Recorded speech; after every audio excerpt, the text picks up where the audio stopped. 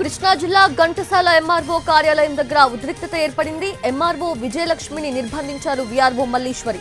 MRO కార్యాలయంపై VRO Malleswari కొడుకు పెట్రోల్తో దాడి చేశారు. అంతేకాకుండా ఎంఆర్ఓ కార్యాలయం ఎదుట బైఠాయించి నిరసన చేపట్టారు వీఆర్ఓ మల్లీశ్వరి కుటుంబ సభ్యులు. ఉన్నతాధికారులు వచ్చి న్యాయం చేయాలని డిమాండ్ చేశారు.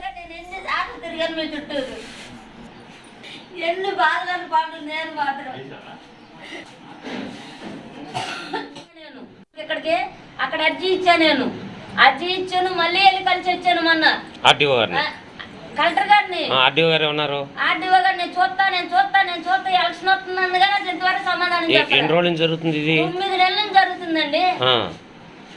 9 నెలల నుంచి నీకు న్యాయం చేయలే, అసలు కూర్చోబెట్టి కూడా మాట్లాడలా. అసలు ఏం జరిగిందని కూడా అడగట్లేదు. అసలు ల్యాండ్ కాదు 9 నెలల నుంచి జరుగుతున్నాను.